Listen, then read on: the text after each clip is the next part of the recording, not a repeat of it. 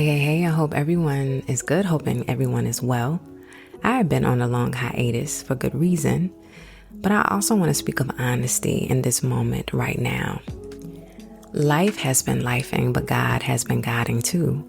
A lot of things that I have been praying for has come to fruition, and it has come in abundance.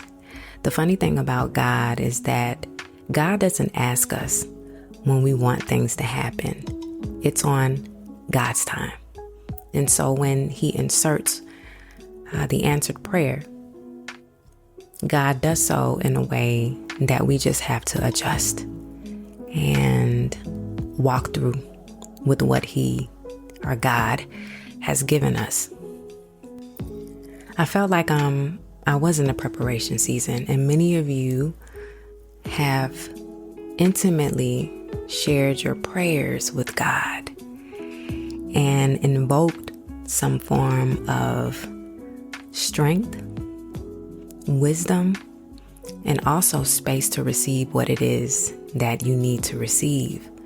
But also in the process of things with bigger and better coming, you also notice that time management is at stake, and that is honestly what's been happening for me, and it's okay.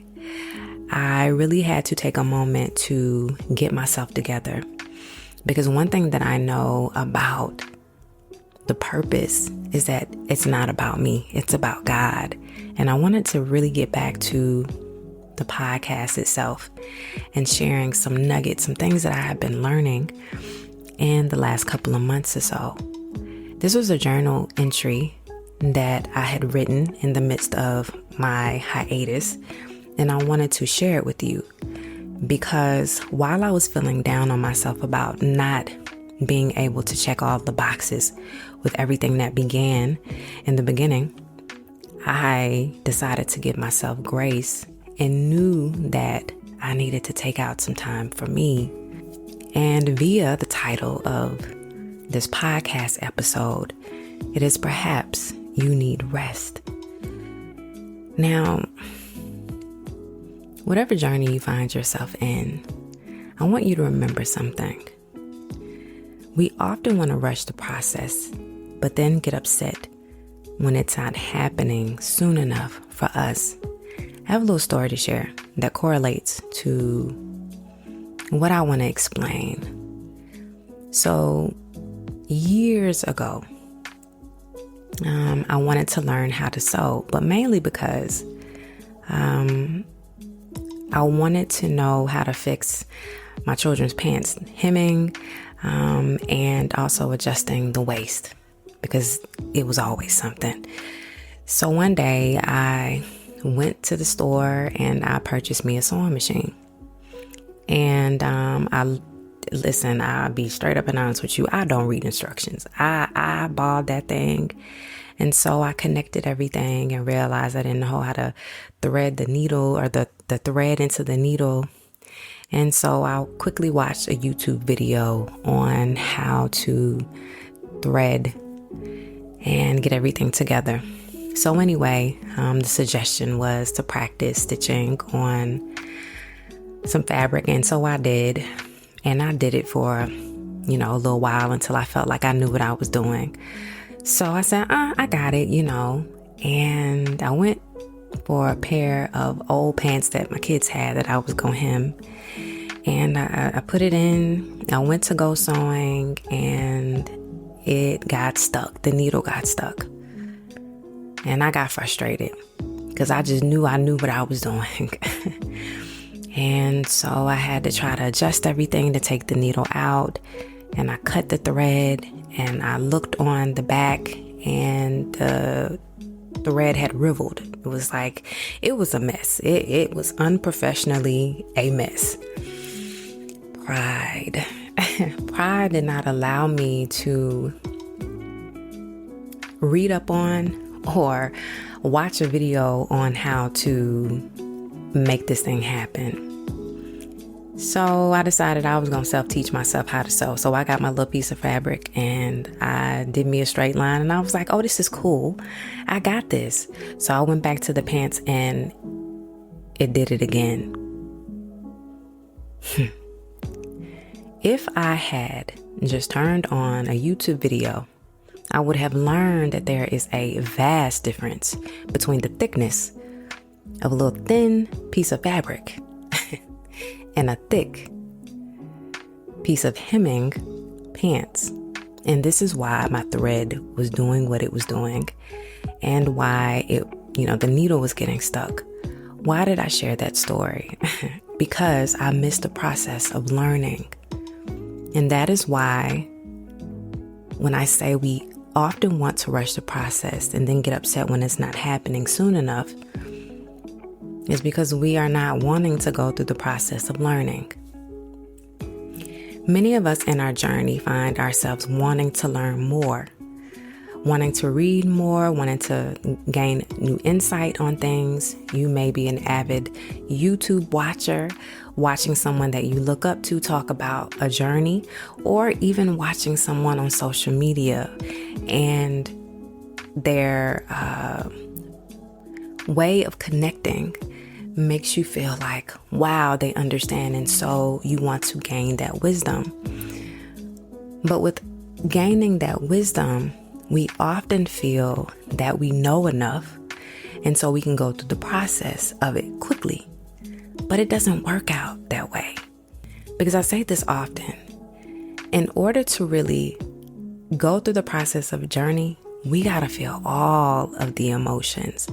I remember going through my journey, and I was often taken aback by the ups and the downs of the journey.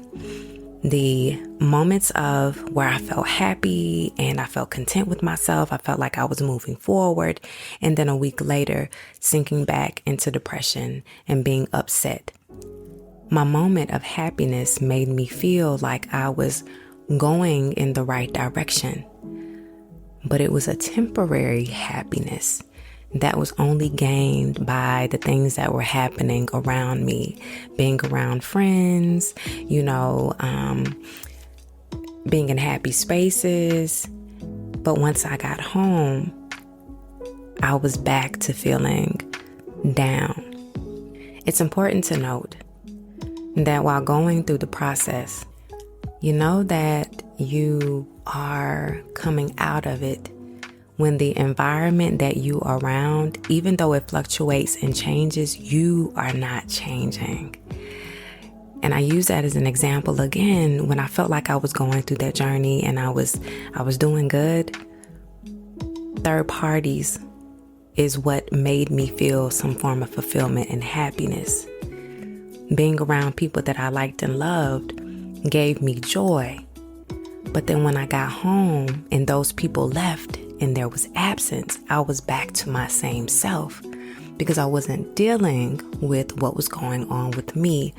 Those things became fillers, and it's important that we understand what a filler is for us and that we forge through our journey, understanding that we have to be able to operate in whatever environment and whatever comes our way in order to fulfill the journey. And perhaps the journey with what we are dealing with requires us to learn more about our what and our why. For example, did you figure out why it is that you are so forgiving when people hurt you and do not reciprocate what it is that you give to them? Did you learn why it is so easy for you to become angry, or why you shift blame when others are really trying to talk to you and make sense of your emotional irrationality? Did you really sit and think about why it is that you were the one hurting other people when they didn't ask to be hurt? Or better yet, you kept bleeding on individuals nonstop. And when they told you to stop, you still began to bleed and bleed and bleed on top of them. Why is your happiness connected to how other people make you feel rather than being connected to yourself and feeling what happiness means to you? These are all valid questions that need to be answered in the middle of the journey. See, if you bypass that, you miss the importance, and really you didn't heal, and really you didn't grow, and really there is no wisdom to gain afterwards, because guess what? You are still the same person that you were when you started. You gained nothing. At this point, you are pretending, and you are just moving through life thinking you got it all figured out. Baby, it's gonna get ugly before it gets better. Just like with my sewing episode, I let pride get before me. I thought I knew it all. I thought I knew what I was doing sitting in that space, because I could see the potential of the outcome of what it would look like of me hemming some pants. I had this great idea that if I skipped the process and got to the end of it, that I was going to do everything correctly. But it took me to make mistakes because I let my ego and my pride get in the way. That I had to go back, watch, read, and learn in order to understand how to do it correctly. And I also want to note that successful people fail many times. No one gets it right the first time around. I'm going to repeat that, okay? Successful people failed many times, and no one gets it right the first time around. In the process of whatever you are going through, whether it is a journey of self-actualization and coming to terms with how you really are and wanting to change some things, whether there is a journey of healing through brokenness in a relationship, a loss in a person, whatever that may be, I want you to remember to don't give up, but give it time. Because often when we don't see the results, we give up. It's just like, when I think about maintaining the body and working out, y'all, that's a process. You cannot lift weights or do exercises for a week and just think that you about to be snatched up or that you are about to be popping with the muscles. It takes time, and you have to be able to sit in the moment, the weeks and the months, to be able to see the ending result. And many of us are impatient because we are in the society of microwave, put it in, take it out, boom, boom, it's ready. But the reality of our lives is that it never happens that way. And when you are going through what you are going through, baby, you got to sit through it, and you have to take it in. I want you to be mindful with your feelings as well. I tell you over and over, the things that we tell ourselves is the things that it will become. In your journey, if you're finding that it's not coming fast enough and you find yourself telling yourself that you'll never get to that point of sufficiency, or that you never can do anything right, or that nothing good happens for you, that you say shall happen. You have to speak life over your life and circumstances. You do not speak with a tongue of negativity, one that already shuts you off from the opportunity to succeed and to show up differently. And the beautiful thing about a personal journey is that many times it's not sitting in the space of counting the days, the months, or the years of the journey. It's that in the journey, you are finding many nuggets and learning about yourself in situations. For example, in my personal healing journey, what I found about myself is that I was stubborn. Very stubborn in the beginning, because someone telling me that I showed up this way or that I may have done this thing made me feel like, how you know me? I know me better than anybody else. But what I had to realize is that they were perceiving me, in all honesty, and how I showed up. They were engaging with me outside of myself. And so I had to consider the fact that many people telling me things about me had to be correct because they didn't talk to each other. They were not in close proximity to each other. They were having different types of relationships with me, friends, family members, but they were saying the same thing. And I realized that in that beginning journey, I was stubborn to see exactly who I was. And so that's why it is important for you to pinpoint and understand and know just who you are and be honest. Because see, we can't fix a lie. Ooh, I want to say that again. We cannot fix a lie. A lie is a lie all by itself, and it will turn into more of a lie. And many times a lie don't really need no fixing, because once we put that lie out, we seem to believe it. And then again, there's a string of lies that goes beyond it. There is no truth in a lie. And also while you go throughout this journey, you'll find that you're different. I spoke about this before, that a lot of the ways in which you show up is different. And it's going to take some time to get adjusted to the new you. That is why it's important to don't give up, but give it time. Because it is going to be foreign to you. And you'll probably feel like you are entering into imposter syndrome, where because it's so outside of you, you don't even recognize yourself and you think you're pretending. But the new part of you is showing up, and you just have to let it be for what it is. Many people will see you different as well, but do not let the opinions of others make you feel that you showing up differently is against you.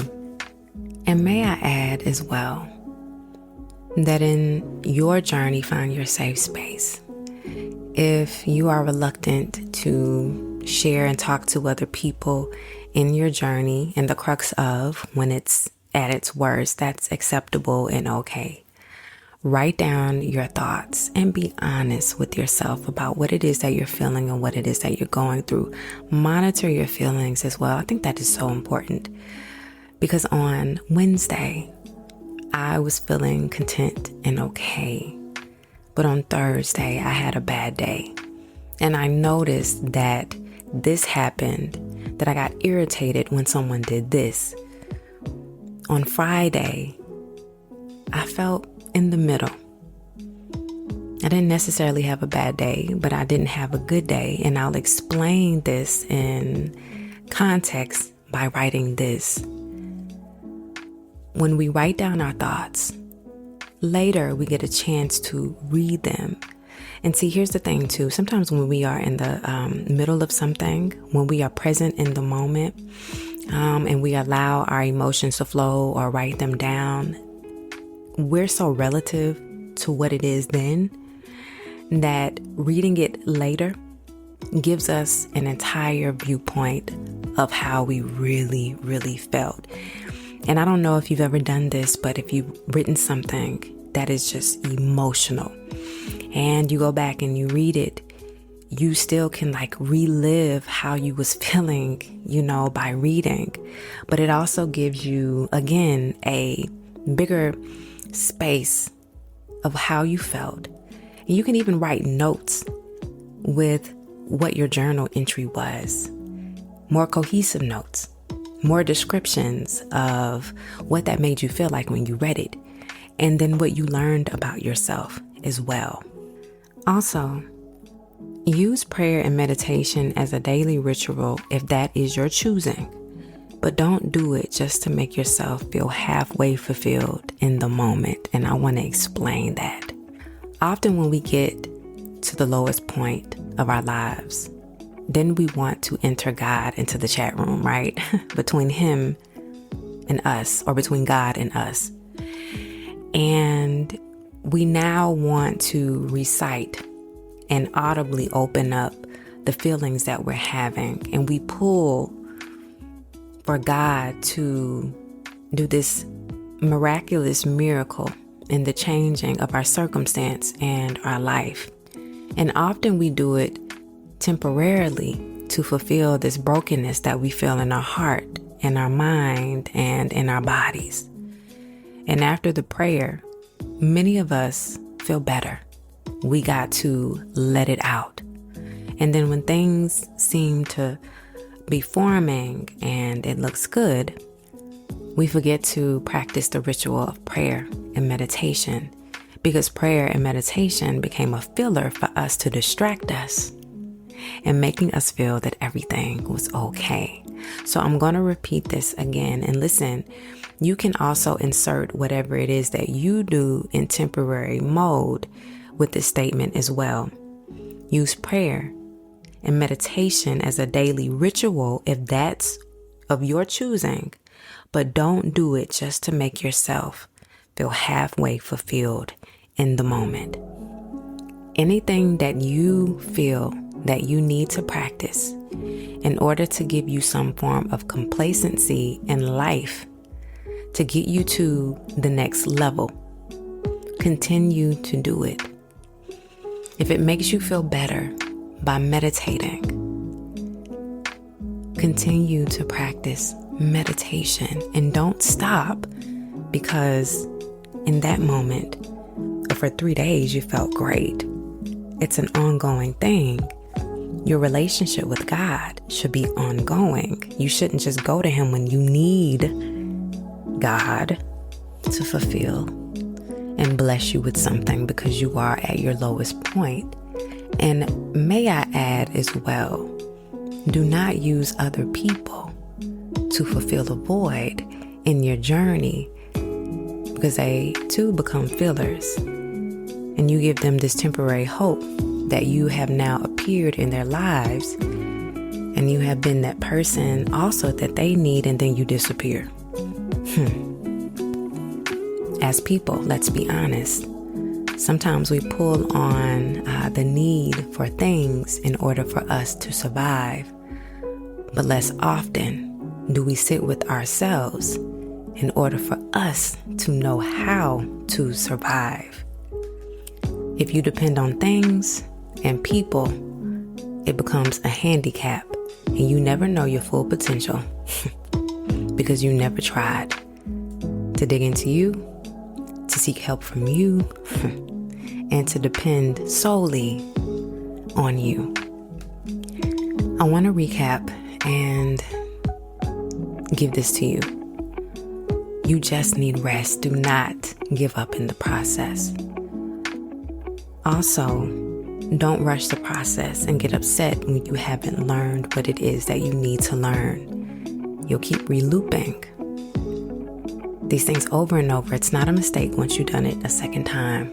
You're just not learning the lesson. Perhaps pride and ego has gotten in the way, and you need to sit with yourself and learn the lesson this time, instead of thinking that you know it all, because you don't.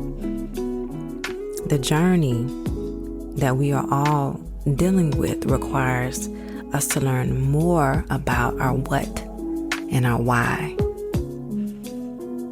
If writing is your thing, if journaling is what you do, I encourage you in the moments when you are writing your thoughts to go back later, read it, and make notes about what you found out through your writing prompts, what it felt like for you to read your authentic words in that moment. And did it bring up the feelings that you had when you first initially wrote down in your journal? Remember that successful people have failed many times. No one gets it right the first time around. Be mindful with your feelings when you are going through the journey. There will be ups, there will be downs. You are not a perfect being. You are human. We are entitled to have emotions. But don't snap on other people, and don't use people and things as feelers in order for you to feel better about you, okay? So the episode. Perhaps you just need rest. I hope you got something out of it. Know that your journey is yours and yours alone. There are lessons to be learned in this journey, and the middle is the most important, and that is when the journey has nuggets and has lessons, and also where you'll find the little errors in you that just needs to be adjusted. We are all imperfect creatures, and the more that you understand that you'll never be perfect, but you'll be perfect enough in the way that you show up, you'll understand you more. Thank you. Hope this episode again has been food for the soul with a little bit of seasoning on it. And if you are new to the podcast or not, remember to tap into Seasoned Dialogue on Instagram, TikTok, and YouTube. I want to thank you so much for just spending these 25 and some odd minutes with me.